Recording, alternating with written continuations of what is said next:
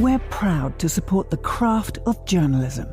UBS brings you the latest news from around the world with The Globalist on Monocle Radio. Be part of an international network that brings together leading insights, research and technology across 24 time zones and 12 key financial hubs, with you at the centre of it all.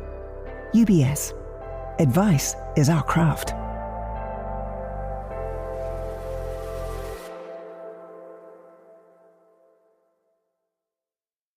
You're listening to The Globalist, first broadcast on the 23rd of July 2025 on Monocle Radio. The Globalist, in association with UBS.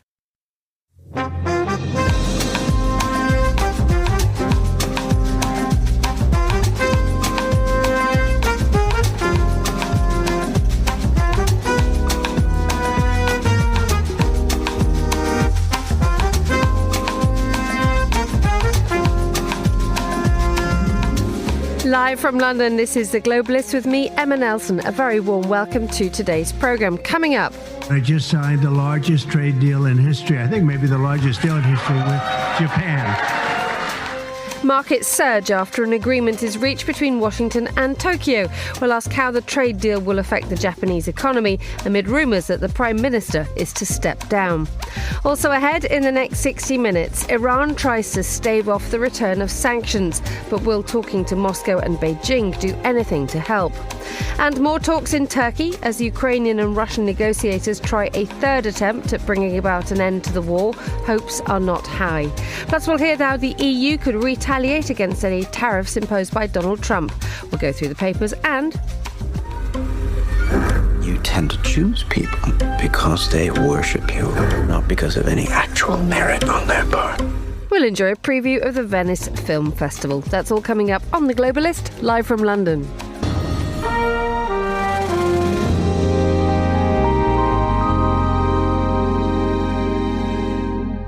First, a quick look at what else is happening in today's news. More than 100 aid agencies have issued a warning of mass starvation in Gaza.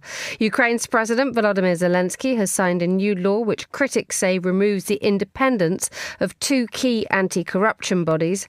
And sales of alcoholic spirits made in the United States have plummeted in Canada after Donald Trump imposed tariffs on Canadian imports and suggested the country should become a US state.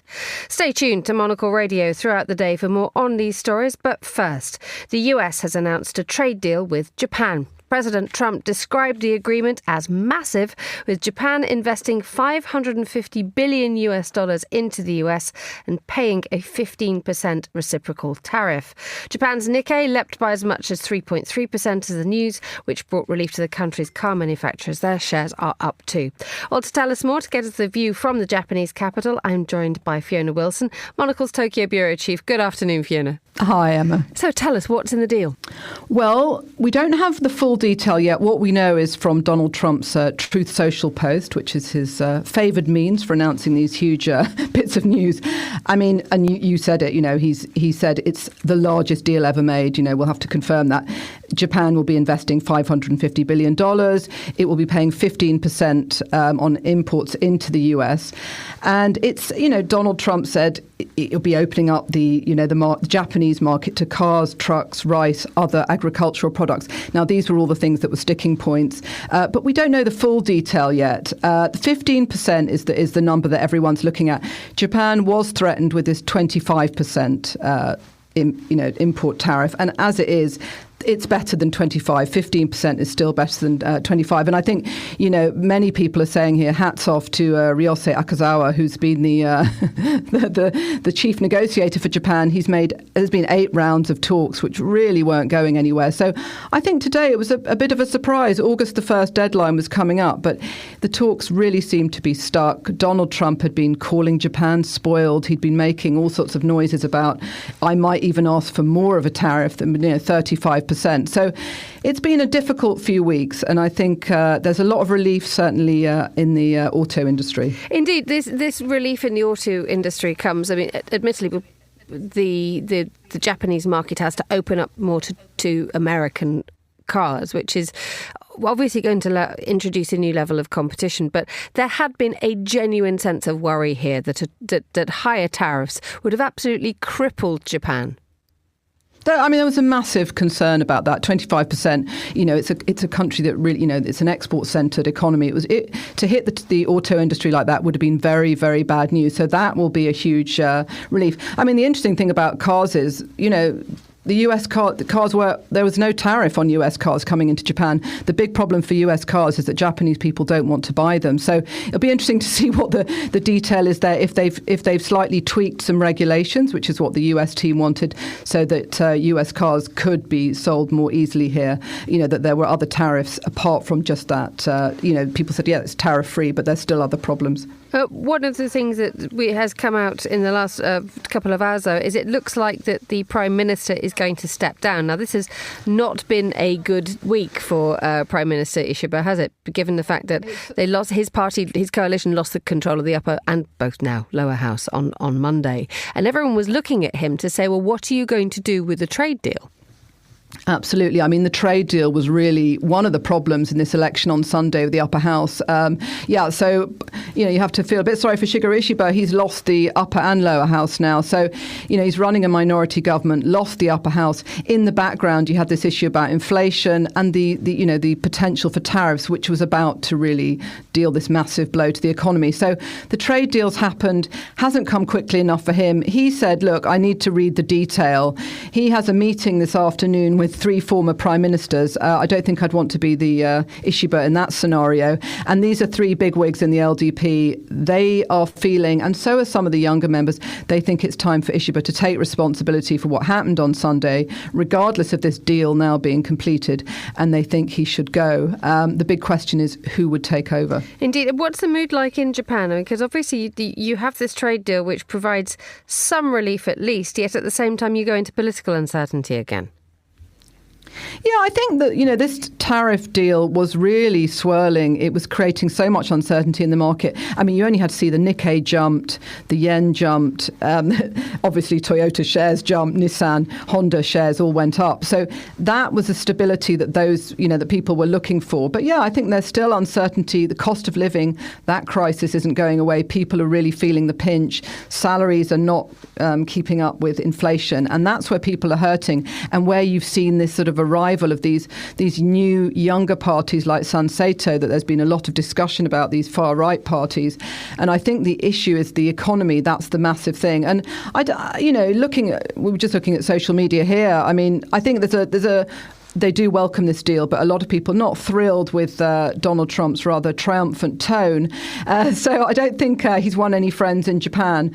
But it'll be interesting to see that it is still a period of uncertainty. And I think it's a difficult role to jump into now. Who wants to be prime minister with a minority government, this cost of living crisis, and you don't have control of the upper house either. So it's a very difficult role to step into. And not only that, you mentioned the fact that obviously the economy is in a mess. They have a minority government, but dealing with Donald Trump is something that any incoming prime minister is going to have to do, and is going to have to fight Japan's corner. And is this deal being seen as a good thing, given the fact that the 15% is currently higher than the 10% tariffs that are being imposed on Japanese export? But also there are areas that are fundamental to the Japanese economy which are having to open up. We're talking about rice, we're talking about wider areas of agriculture. Yeah, that's all very interesting. And, I think you're absolutely right. These kind of rice is a very kind of emotional issue, if anything, in Japan. But I think, again, you have to look at the detail. In spite of what Donald Trump was saying, the US was the top importer of rice into Japan prior to this. There was already an agreement with the WTO where there was a sort of minimum access treaty where Japan had to take a certain amount of rice from overseas, and America was top of that list. So the detail is going to be very, very important. And again, with this investment into the US, earlier in the year when Donald Trump and Shigeru Ishiba sat down for their first summit in February, Ishiba was talking about investing $1 trillion in the American economy. So, the numbers are absolutely huge. And Donald Trump is talking about $550 billion. It's a huge number. It was always going to be a huge number. And Japanese investment in the US is absolutely enormous. It's the number 1 direct investor in the US. So I think it's perception is important. I think presentation is very important as well. And at the moment, we're just hearing it from Donald Trump's side. I think people need to sort of absorb the figures and really work out, what does this 15% tariff mean? And I think just the relief that it's not 25%, it was actually 27.5% for the auto industry, which was very bad. I think that will be the thing that most people will think, OK, it's not as bad as it was. And indeed, Japan can probably take a little credit on the world stage. As you say, we've only just heard what Donald Trump thinks. But the fact that Japan can actually get on and negotiate a trade deal at pretty good speed as well is probably a sign that the Japanese are very good at doing business. Yeah, I mean, it's interesting that there was quite a lot of provocation. You know, Donald Trump, maybe it's his negotiating style, was quite insulting about Japan. And I think that the Japanese were very restrained. They didn't retaliate. And, you know, the other thing is you've got Ursula von der Leyen here this week in Japan. Now, they are also looking at the EU and doing some good deals there. I think that's the thing that is not being sort of factored into this trade deal with the US, is that Japan and China, she's going on to China after here, they're also looking at the EU. They're looking at broadening, their trade partnerships with the EU. And I think that's where long term the US has damaged its position in Japan. It's not seen as the ally that maybe people thought it was. And I think people felt there was a special relationship with the US. And unfortunately, this whole situation has exposed that as being completely untrue. Fiona Wilson in Tokyo, thank you so much for joining us. You're listening to The Globalist live on Monocle Radio.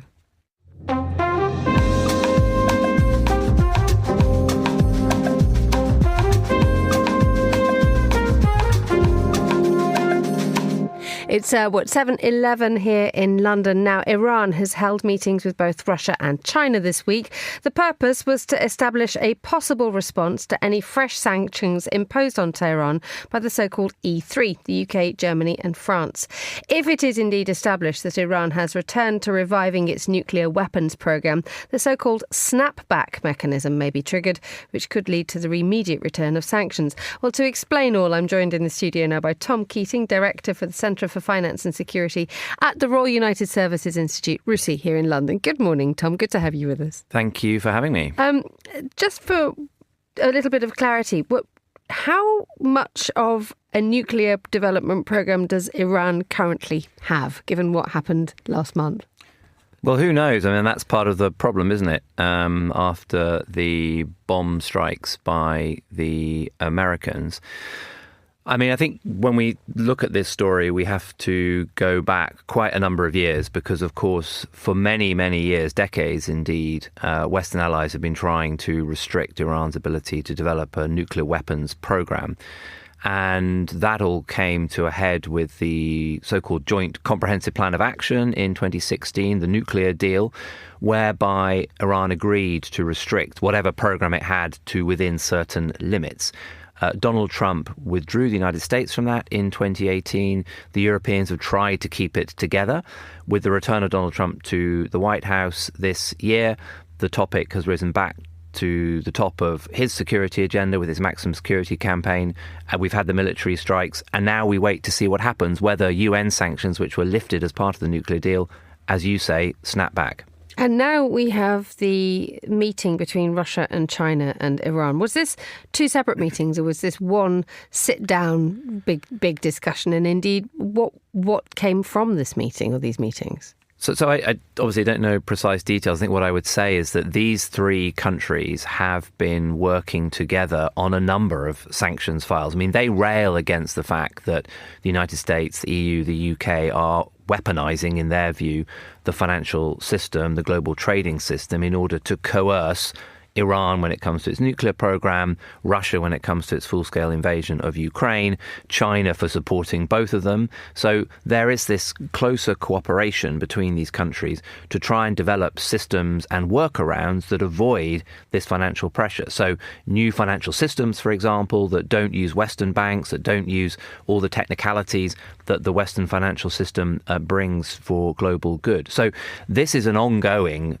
challenge that these countries are collaborating on, which is try to essentially lever themselves out of the embrace of the Western hegemony. And how strong a voice does Iran have? So it's interesting because actually, bit of advertising. I wrote a paper a couple of years ago about called Learning Bad Habits, something like that, which is basically how is Iran teaching Russia to evade sanctions. So Iran, in a way, has many, many years of experience of how to evade sanctions. It exported its drone technology to the Russians, and those drones are crashing down on Kyiv every night. It provides cheap oil to the Chinese. So Iran has quite a lot to offer, even though it's obviously not this kind of massive economy like China or this threat to Europe in the way that Russia is doing so. This meeting that's happening on Friday, we have the E3, the UK, Germany and France sitting down with Iran. Excuse me. What are they going to talk about exactly? Because we need to explain a little bit more about just how enormous the snapback mechanism is. It sounds quite quick and light, but it isn't. This is a full-on return to full sanctions on Tehran. Ironically, it was invented by Sergei Lavrov. Is that right? Yeah, so back to the nuclear deal in 2016, as part of that, UN sanctions related to Iran's nuclear program were lifted. And it's really important here we're talking about UN sanctions because we kind of forget about the UN these days. It's broken. The P5, the permanent 5 veto of Russia, China, France, the UK and the US basically mean that it can't come to any conclusions on anything. So the UN sanctions were lifted back in 2016. And the idea was that Iran would get this fantastic economic benefit from the fact that banking systems were reopened, trade could reopen, all that kind of stuff. Now, that didn't really materialise. The Europeans, particularly the French and the Germans, less so the UK, kind of lent into trying to re-establish economic ties with Iran. As I say, the US withdrew from that. So the return of UN sanctions, just the very fact that it's UN sanctions, given the way the UN functions these days, is pretty extraordinary. And this is kind of baked in. The snapback is baked in. And that would, again, restrict trade, restrict banking access for Iran, and basically, some might say put Iran back into the Stone Age when it comes to its ability to trade with the international community. But what's happened in the last 10 years is all these new connections have been made around the world. And so the extent to which these sanctions will actually be observed by the Chinese, by the Russians, by others, and be effective as they were 10 years ago remains to be seen. So we have the possibility that the, not necessarily circumvention of the sanctions, but workarounds are being actively discussed. But from the point of view of Tehran, how willing are they, or how useful is it to engage with the E3, the UK, Germany and France, given the fact that if we look at last month when Israel and Iran had that 12-day conflict, the German Chancellor described what was going on as Israel doing our dirty work. I mean, they do not go in with, let's say, the healthiest of relationships. No, I think that's absolutely right. So if you go, I think the history of this is that the Europeans really wanted the nuclear deal to work back in 2016. And as I say, tried very hard to make it work, created all sorts of technical channels for trade and that sort of thing to try and make it work. I think now, frankly, the way of the world is that the Europeans are probably, they would obviously like snapback not to happen, because that would mean that there was a consensus that Iran's nuclear ambition was curtailed or controlled. So snapback is a sign of failure, you could say.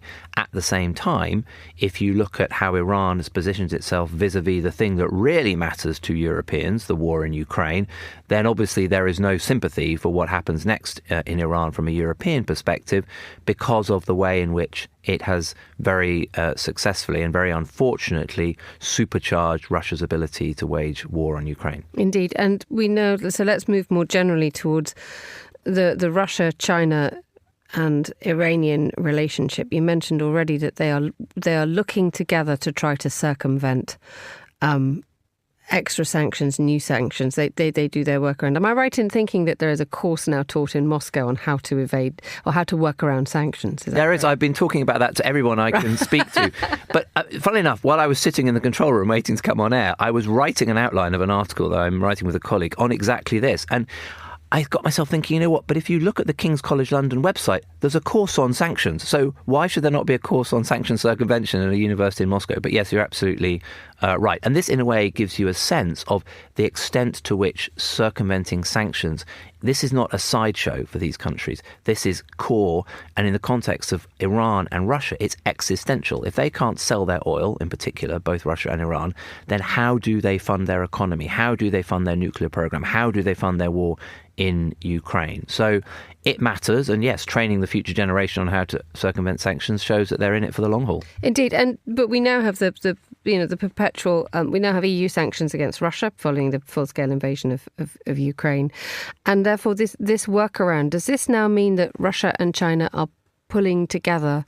In what way are they? I mean, you mentioned the idea of financial mechanisms and things like that.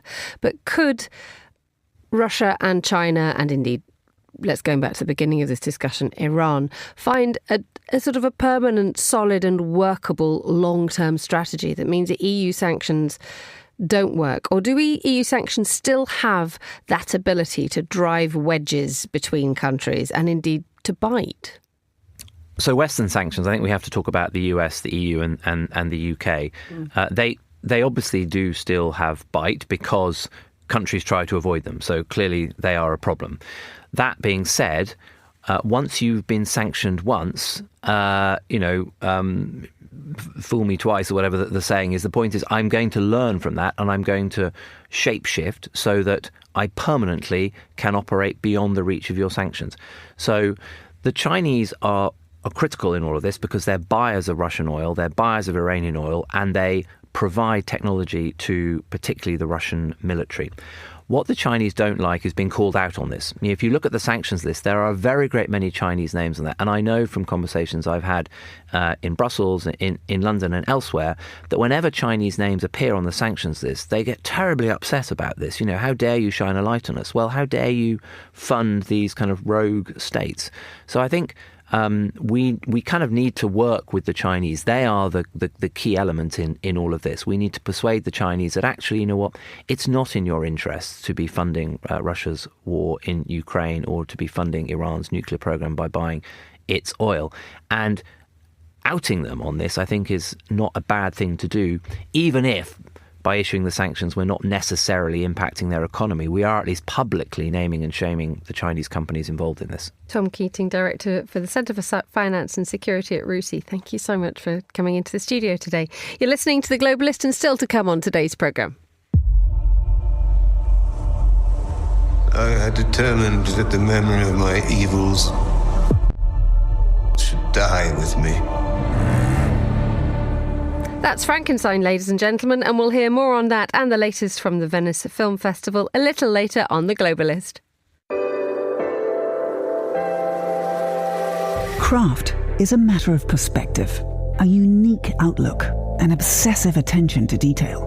With UBS House View, you get the big picture in bite-sized articles, delivered daily and curated by over 200 globally connected, locally active analysts, all focused on identifying the latest investment opportunities and market risks to help you achieve your financial goals. UBS. Banking is our craft.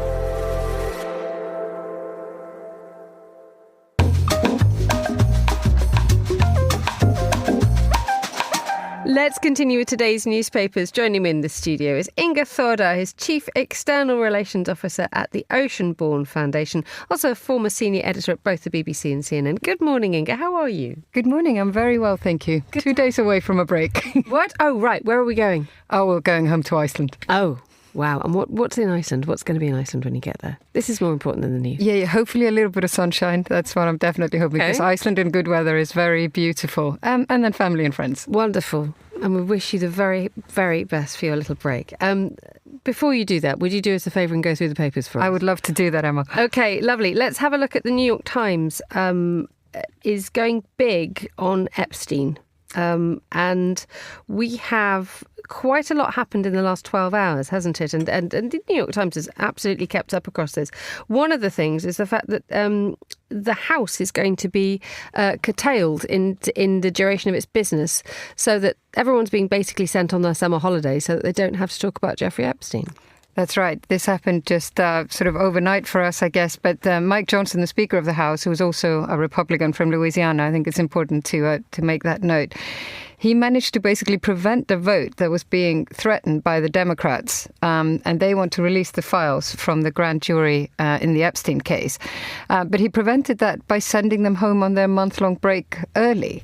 Now, of course, there's been criticism. And I think the important thing is that it's not just the criticism from the Democrats. It's also a real division within the Republicans about this, because many Republicans want these files to be released because they believe that accountability and transparency is hugely important, which is pretty much what the Democrats are saying. And it's extraordinary that these files go back to 2006. So here we are almost 20 years later, and they're still trying to get everything out in the open about how the heinous crimes that Epstein committed and the associations he had with rich and powerful people. And indeed, there are pictures emerging in the last 12 hours that do suggest that there was quite a strong relationship between Trump and Epstein. That's correct. So CNN has this morning published a photo from the wedding, Trump and Melania's wedding at Mar-a-Lago, which Epstein clearly came to. I think it's really important to say that there has been no evidence to suggest that Trump had anything to do with Epstein's crimes. But he definitely had some kind of relationship with him, and he said that he cut that relationship off early in the 2000s. So he has definitely tried to distance himself quite a lot. And we saw that overnight as well when he did his usual thing. When the cases come up that are uncomfortably close to him, he used blame and deflect and started to try to focus on Obama, saying that Obama had committed treason, and that without any evidence of that either, I should say. And that sort of related back to the Russia inquiry. So he is definitely trying to move the conversation away from himself. And the Mike Johnson and the MAGA Republicans are trying to keep him happy. Indeed. I mean, how successful do you think Trump's efforts to sort of put a lid on this are going to be, given the fact that once pictures start to swirl around, and he had a chat with CNN yesterday and said this is fake news. It's the usual batting off. But one wonders how much this will stick, because in everything that Donald Trump has been involved in, including criminal convictions, he has seen it as a victory, and he has always managed to somehow turn it to his advantage. He has, and I mean, there's no reason to doubt that wouldn't happen here.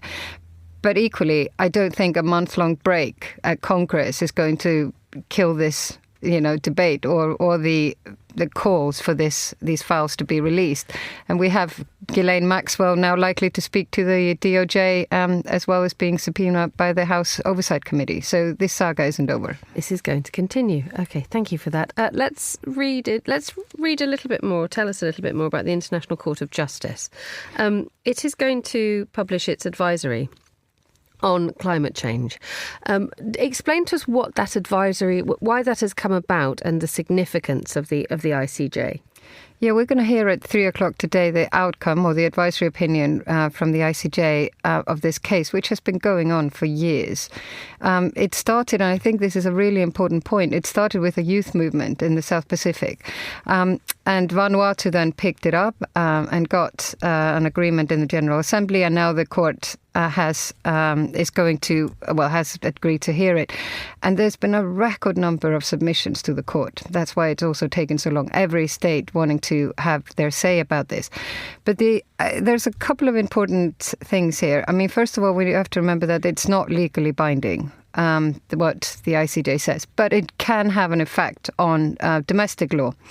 And also the court does not just have to look at climate frameworks or climate law. It can look at human rights law, investment law, trade law, and everything. So it gives it a very wide remit. And then I mentioned that it came from a youth group. I think that's the other important point here, is that the opinion will address what obligation exists, but also the future obligation or obligation to future generations.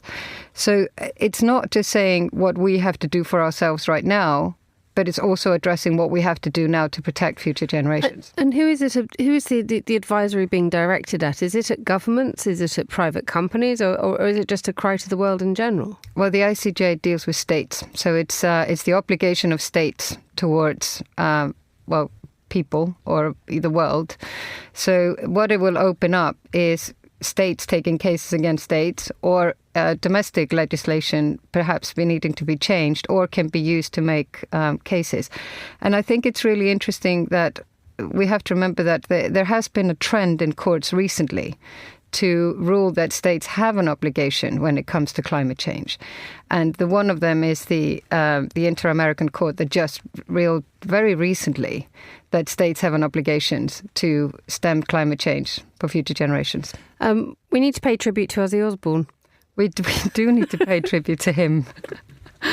I mean, there wasn't a paper anywhere that wasn't headlining Ozzy Osbourne's death. Very tragic death, so soon after his sort of farewell concert in Birmingham earlier this month. But I looked at papers not just from here and from America, but in Scandinavia and everywhere. It was clearly his impact on the music industry. It is enormous. And well, we knew that he was definitely a genre-defying artist. But, he had been ill for a long time with Parkinson's, so maybe not a surprise. There was something rather delightful about him. I was very lucky. I interviewed him once, but a million years ago, and I was a brand new reporter, and he absolutely ate me for breakfast. He just sort of steamrolled me brilliantly, as one should. But there was something about him that he was a total delight. And I think his former manager yesterday said that he obviously wanted to be the Prince of Darkness who accidentally would bite the head off a bat. But in actual fact, he was just the sweetest, kindest individual. And I think we saw that when he got into the reality TV shows, that he actually was a genuinely nice man.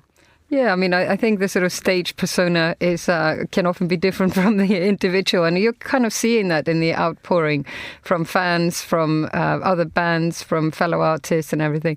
I didn't interview him, but I saw him in concert, although it's not my kind of music. But, but it was quite an experience, and his followers were clearly dedicated. So it will be a loss to the music industry for sure. But he leaves a huge legacy. There are not many like him. Inga Thordar, thank you so much for joining me in the studio. You're listening to The Globalist on Monocle Radio.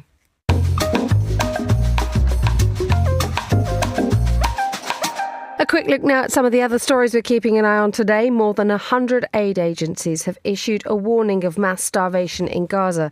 The UN Secretary-General Antonio Guterres told the UN Security Council that malnutrition is soaring and starvation is knocking on every door. Israel insists it's acting within international law.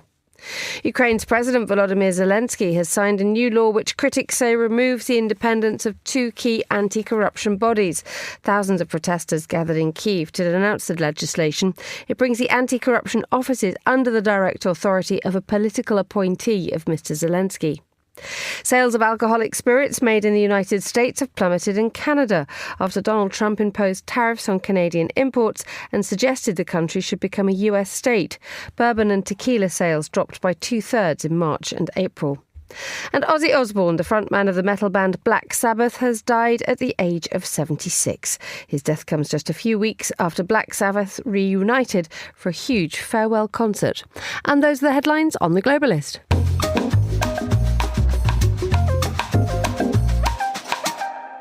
Now for a look behind some of the headlines we're following here at Midori House. Here's Monocle's fashion director, Natalie Theodosi, on why Elle Catterton is looking beyond fashion to invest in private jets.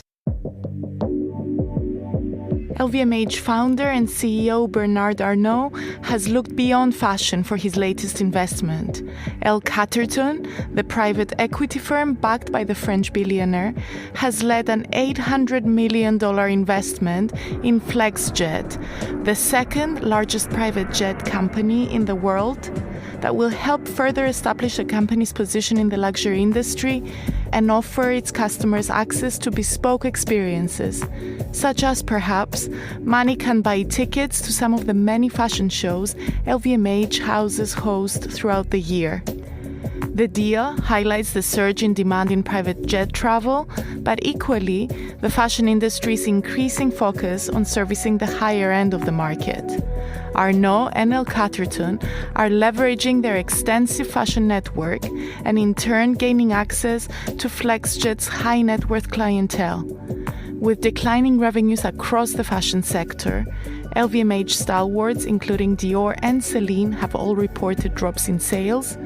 It's not a surprise that the firm would look to strengthen its relationships with high-spending customers and at the same time invest in sectors promising faster returns. And my thanks to Monocle's fashion director Natalie Theodosi for that. For more from our editors and correspondents around the world, sign up for our free daily newsletter. It's called the Monocle Minute, and you can find it at monocle.com/minute.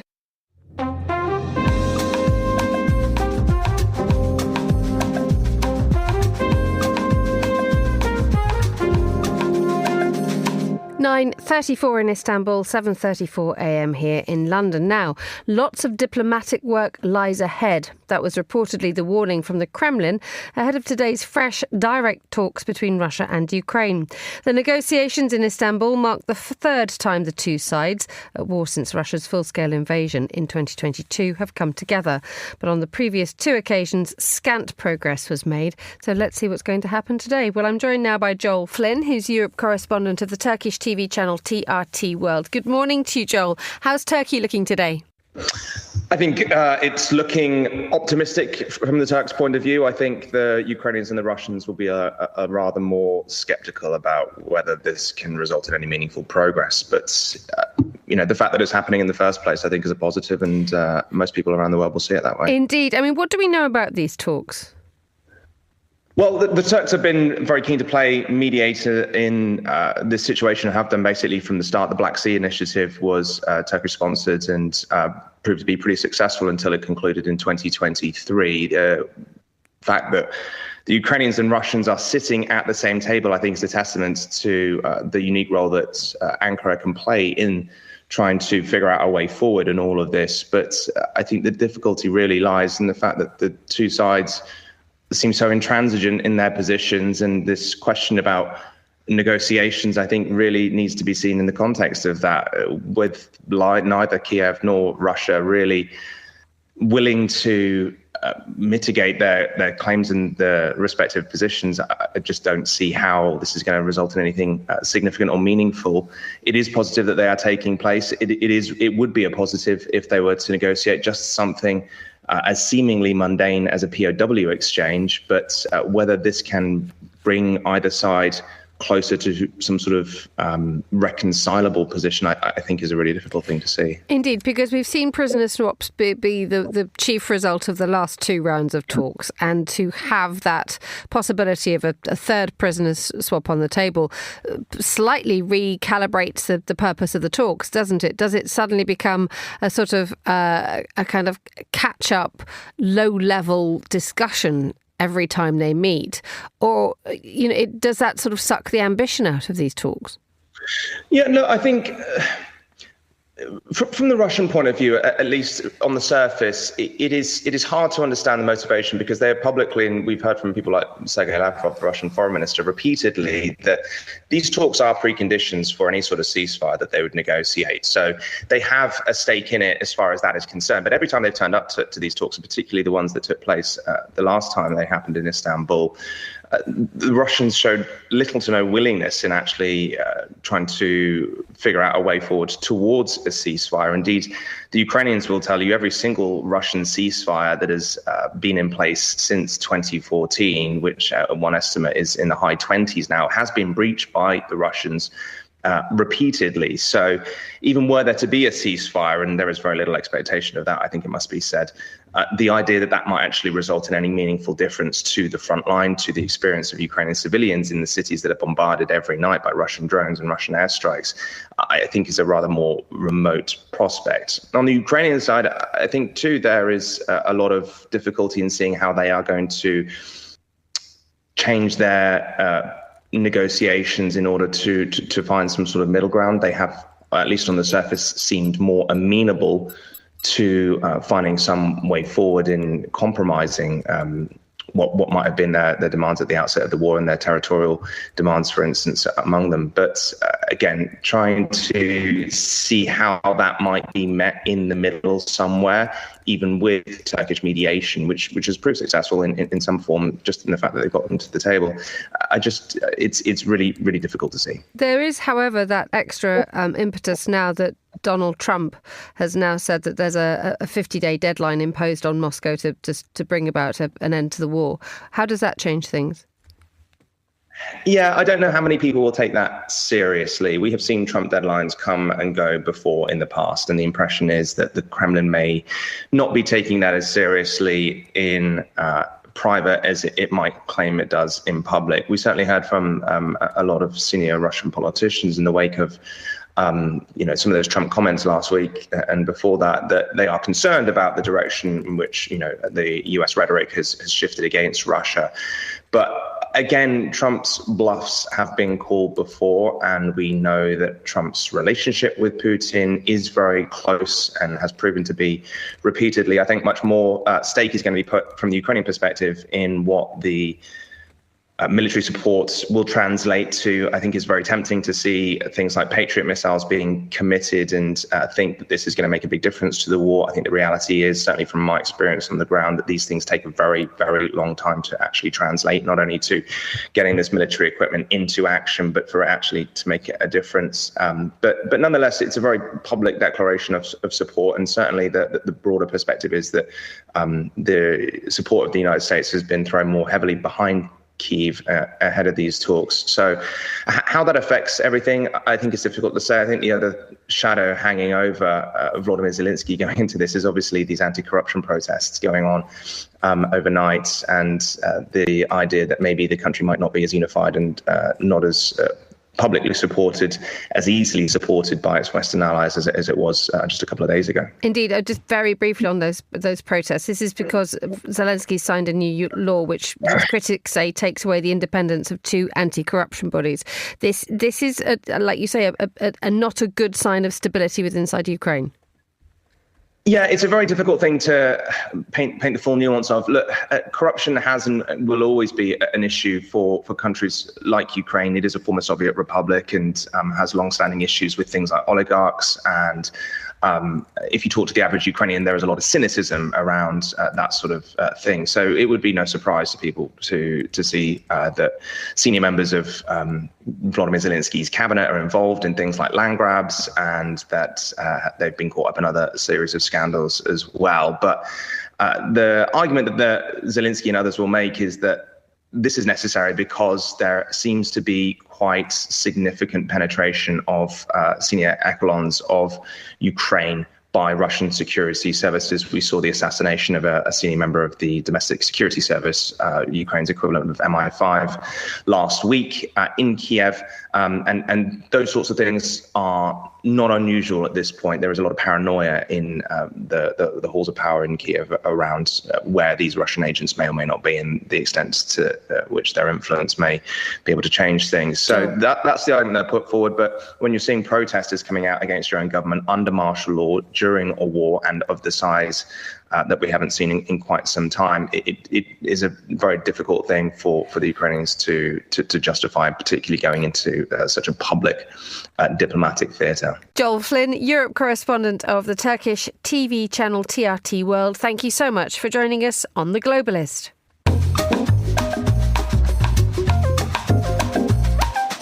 An update now on the countdown to August the 1st, the day when Donald Trump says tariffs will be imposed, among others, on the European Union. With no trade agreement yet in place, member states are bracing themselves, and they're also pressing Brussels to be ready to retaliate. Well, Kim Mackerel is a reporter for the Wall Street Journal. She joins us now from Brussels and has been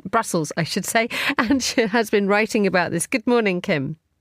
Good morning. Thanks for having me. A pleasure. So this is, by all accounts, a much more forward-facing and almost, it feels like Europe, especially France and Germany, are on the offensive here. Yeah, I think what we're seeing now is, and the really interesting shift I should specify is that we have seen this sort of more being prepared to take a confrontational approach from France for a little while now. What we're seeing that's different, really as of a few days ago, is more of a shift from Germany in looking at doing the same thing. So. And you know, the biggest reason that matters is those are the two most powerful economies in Europe. They hold the most heft. And when you see France and Germany get behind something together, quite often a lot of other member states do line up and agree to do something similar, even if you've got a little bit of dissent. So that's a significant shift. And I think, you know, I should say, I don't know that means that further retaliation will actually happen. And it is important to think about in this context that, you know, the European Commission, officials in Brussels, France and Germany and other member states, they all want a deal. They would all much prefer to negotiate a deal, and have basically all accepted that that's going to mean higher tariffs than they would like to see on European products. But I think that what we've seen now is this shift toward thinking, you know, maybe that deal isn't as certain as we were thinking a few weeks ago, and maybe we need to have more ready to go in terms of potential retaliation if we're not there. We've just seen the Japanese sign a trade deal with Donald Trump in the last 4 or 5 hours. Is there a sense that once the United States gets on a roll, that other bodies such as the European Union will actually have to make more concessions and knuckle under a bit more? Yeah, it's a great question. And I think earlier on, a lot of European officials and diplomats were thinking they would look at the UK deal and actually initially say, oh, 10%, that's pretty bad. We can do better than that. Now we're starting to see deals where it appears countries are agreeing to accept significantly higher baseline tariffs than that. So we're seeing in the range of 15, I think 19%, if I remember right, for Indonesia, and even higher. So I think that there's a recognition in Europe that there's a real possibility, and they were actually told last week that they should expect to be prepared for those tariffs to be higher than they would have hoped if they're to get a deal. But you're absolutely right. We're starting to see a little bit of, including with some announcements yesterday, starting to see a little bit of a cascade of deals being announced, and I think, you know, this is the U.S. is. Seems to be saying and has said in the last couple of days that they consider August 1st to be quite a firm deadline. So you know, if this is increasingly becoming quite a small window to try to get something done if you want that done before August 1st. Kim Mackerel, reporter for the Wall Street Journal, on the line in Brussels. Thank you so much for joining us on Monocle Radio. You were the Globalist. There's a craft to every question, which is why at UBS, we query every aspect of the market, working with specialized experts and award-winning research teams, covering over 3,500 stocks in 50 countries, all delivered in a comprehensive library, answering what you want with what you need. UBS, banking is our craft.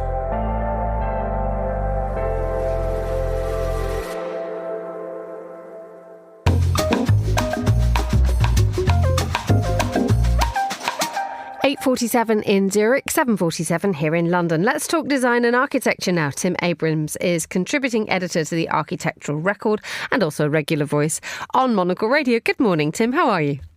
Good morning. Very well. How are you doing? Very well, and happy to hear that you're going to be talking to us about the European Central Bank. What are they doing in the world of design? Indeed, the European Central Bank has today launched a public contest for the design of the next generation of European banknotes. Hooray!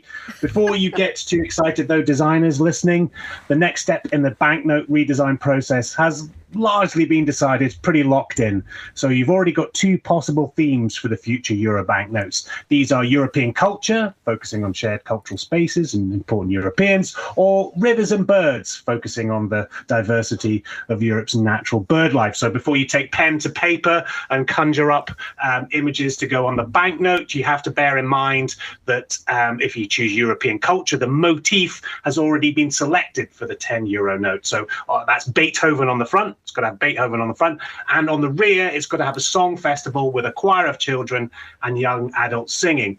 If you want to choose the other approach, rivers and birds, the 10 euro note will be a kingfisher in a waterfall on the front and a depiction of the European Commission on the back. So people will need to be good at drawing birds and depicting transnational executive groups as well. Indeed, the rivers and political bodies approach will throw up some interesting pairings. The 200 euro note will have a seascape featuring a northern gannet flying over big ocean waves, very romantic, and the European Court of Auditors on the back, something to stretch the best of designers there. Currently, the Euro banknotes have windows and doors on the front and bridges on the back. These bridges on the Euro banknotes were fictional, of course, but actually turned into a reality in the town of Spijkenisse, just outside Rotterdam, where they actually built all 7 abstract generic bridges. So in years to come, people will wonder why this small Dutch suburb has a fake triple-tier Roman bridge in it, the notes having disappeared and being replaced by Beethoven or kingfishers, whichever the one they go for in the end. This seems really unfair. It reminds me of being in art class at school, and there was always one kid who was really good at drawing one thing. And so is this effectively a sort of a prize for the best picture of Beethoven and the best picture of kingfishers? Because that sort of cuts the imagination, doesn't it? It does limit things a little bit, but then when you think about what how incredibly specific some of the decisions have been to some of the prescription of what there actually means, you're going to have to really work very hard to depict these. So the 100 euro note has Leonardo da Vinci on the front and adults and children admiring some examples of street art on the back. So in being very specific, in making things very limited, I think the imagination and the qualities of the artist will really have to come through. I suppose it's one of those situations whereby making something very controlled, one's imagination flows freer, one might hope. And just on that note, the relevance of banknote nowadays, as we move further and further towards a cashless society for good or for bad, why is a banknote still seen as an important piece of design? It's a very rare opportunity for an organisation like the European Union to be able to communicate its values. In a lot of ways, one of the great criticisms of the European Union, its branches, it's the Commission and the Parliament, so on, it's very remote. So even in this situation, even in these circumstances, limited increasingly though they are, it's still an opportunity for them to convey their values to a wider population. I think the Bridges notes were very successful as the way in which they were picked up and actually turned into a real design. Shows that they actually communicated something of the organization. I know it's a very kind of simple metaphor, the idea of a bridge between peoples and from the European Union outwards. It's still actually it conveyed in quite a soft way some of the values that sit at the heart of the organization. Even as you say, those opportunities to use the notes are getting more and more limited as we go on. Finally, you have a scant minute to talk about Legoland Shanghai. Yes, as parents look forward to the school holidays, spare a thought for the Chinese who now have 400 theme parks in China to consider. The newest is the Legoland Shanghai, which is opened, located about 50 kilometers outside the city. Lego replica of Great Wall of China, the Bund waterfront in Shanghai itself, and a sign of increasing collaboration between the Chinese state and external entertainment organizers, an attempt to encourage sluggish spending in China. The one area where the Chinese seem willing to splash out is on things for their children, something that they will be doing, no doubt, as the holidays go forward. Tim Abrams, contributing editor to The Architectural Record, thank you so much for joining us on the line. You're listening to The Globalist on Monocle Radio.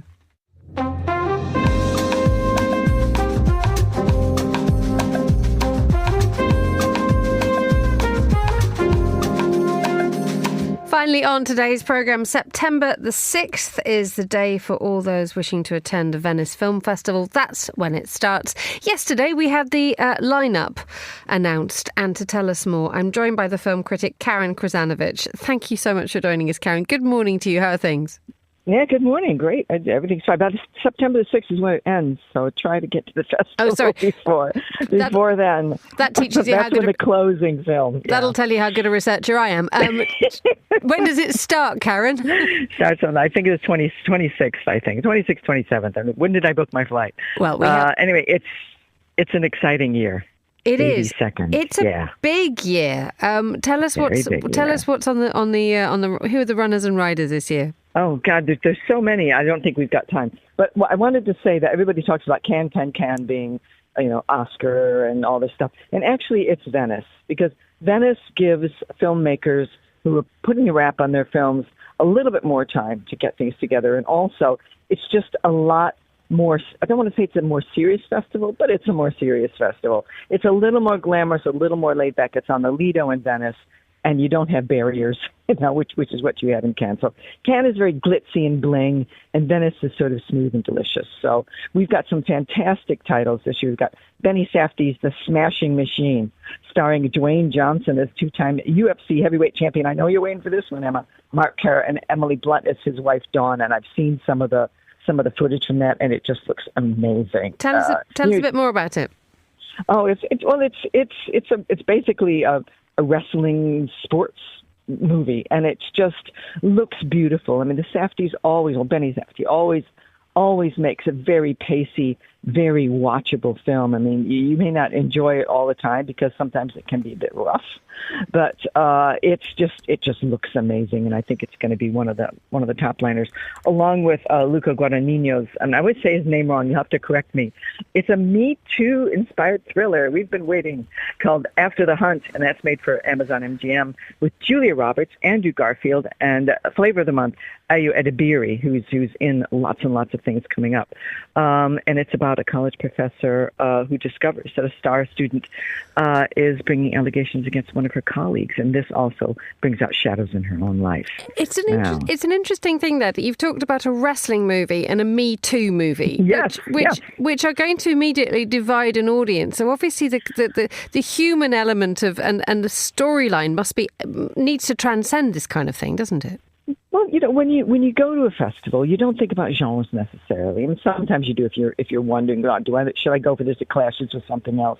But generally, films are here because they're fantastic. They're here because they need to be seen. For example, like Guillermo del Toro's Frankenstein. Did you know we needed another Frankenstein? We do. It's got Jacob Elordi, who's massively tall, as the monster. Oscar Isaac as Frankenstein, and Mia Goth, and that's for Netflix. So that's going to be very exciting as well. There's so much. There's Kim Novak, who's going to be celebrating her Golden Lion Lifetime Achievement. Werner Herzog as well. Of course, he's celebrated virtually everywhere every year. But there's a documentary about her life as well. She went from a star to being a reclusive artist in Oregon. And also, I want to talk about the closing film. So if you're going, it's called Chien 51. I can't say it in French, but it has all of the exciting things of spectacular scenes, 500 extras, and AI in the police system. So that sounds absolutely spectacular. Indeed. And Chien 51 has got big bankable actors, and it's got Adele Exarchopoulos and Gilles Lelouch. Yeah. And so it's that idea that Venice becomes a very international place. It's hugely international, but it's also, I don't want to say it embraces more quality than Cannes, because that would be a bit wrong. Cannes is a little more sort of look at me, where Venice is sort of, you know what you want, and here it is. That's how I think of it.